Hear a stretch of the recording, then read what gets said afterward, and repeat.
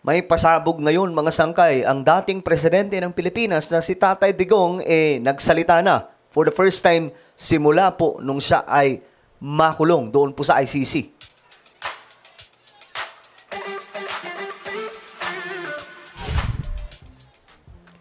This is me, Sangkay Janjana. I'm back for another vlog today. Kamusta po mga kababayan, mga solid sangkay na nanonood ngayon? At ito may update po tayo mga sangkay patungkol po kay dating Pangulong Rodrigo Duterte. No? Nagsalita na nga po regarding po dito mga sangkay sa malaking issue ngayon sa ating bansa. No? Pag-uusapan po natin dahil very interesting dahil nadadawit nga po siya. At hindi ko alam, mga sangay, bakit first time, kung kailan ito po yung topic, bigla pong may pasabog na nagsalita ang presidente. Okay? Pag-usapan mo natin yan, pero bago tayo magtuloy-tuloy, paki-subscribe po muna yung ating YouTube channel. Tayo po ay 1.53 million subscribers na sa mga hindi pa po dyan nakakapag-subscribe.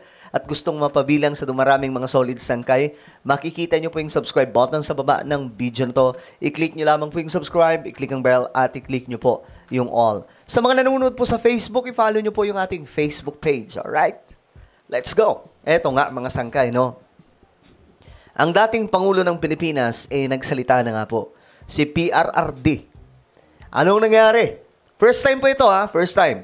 Simula nung napunta po siya sa The Hague. Eto, tingnan po natin. Ayan. Ako nagulat mga sangkay. Kasi, di ba nga po, parang ngayon lang din ulit Sabi dito, tinawag ni dating Pangulong Rodrigo Duterte. Ayan na preposteros o kalokohan ang tangkang pagdawit sa kanya sa mga nawawalang sabungero. First time nagsalita ang dating Pangulo. So, saan kaya galing yan, mga sangkay, no? Ano ba to? Pinaabot lamang po na mensahe. Kasi alam nyo, hindi pa man nadadawit talaga si PRRD ng tuluyan. Ang sabi lang doon, mga sangkay, posible na may kinalaman daw po ang dating administrasyon. Kasi ito lang I'm not saying na sabit dito si PRRD. Ito ay nakapagtataka lang. Kumbaga palaisipan lang, no? Hindi nyo ba naiisip kung bakit walang ginawang aksyon nung nakarang administration? Nakapagtataka kasi 'di ba? Nung time ni PRRD nangyari na nawala itong mga sabungero. Lumipas na lamang po ang mahabang panahon hanggang sa nawala po siya sa pwesto. Walang nangyari. Tama? Pero bakit mga sangkay, panahon po ni PBBM, naungkat po ito at may lumabas na pong testigo? Hindi kaya mga sangkay, wala, kayo na mismo mag-isip. Kayo mag-isip kung bakit. Pero ito, mga sangkay, basahin natin itong balita. Tinawag ni dating Pangulong Rodrigo Duterte na kalukuhan ng tangkang pagdawit sa kanya sa mga nawawalang sabungero. Ayon kay Vice President Sara Duterte. Okay. So, galing pala kay Sara Duterte. So, pwede naman kasi yun Halimbawa, nag-usap sila. Tay, Daddy, how are you? Ayos lang ba kayo dyan? Alam mo, nadadawit ka dito may nagdadawit sa'yo sa mga nawawalang sabungero. Kasi ito yung malaking issue ngayon sa Pilipinas. Ano sasabihin ni PRRD? Kalokohan yan. Yun yung kanyang mensahe. Galing po ito kay Vice President Sara Duterte. Nitong July 16. Okay, July 16. Ngayong, binalitaan niya ang kanyang ama. Tama nga ako. Binalitaan niya ang kanyang ama ng mga bagong kaganapan sa Pilipinas. Kabilang na ang pahayag ng whistleblower na ang mga pulis na sangkot sa mga missing nawawalang sabungero ay siya rin umanong tagaligpit noon, mga sangkay, di ba? Yung buno ni PRRD noon sa mga pinagbabawal na pulburon. Yung mga tagaligpit daw noon, mga sangkay, yun din daw po ang nagligpit sa mga nawawalang sabungero. Kasalukuyan na nasa The Hague, Netherlands, ang Vice Presidente para dalawin ng kanyang ama. Okay. So, nandun pala siya ngayon, si Vice President Sara Duterte sa The Hague, no? Parang, mga sanggay talagang, parang monthly, no? Andun po siya. Sinabihan ko siya na there is an attempt to link him to the missing Sabungero case. So, sabi niya, that is preposterous. Yes. Kalokohan daw po yan. Anong opinion niya dyan, mga sanggay? Kalokohan. Sabi po ni Tatay Digong. Doon siya nag-comment na preposterous daw yung attempt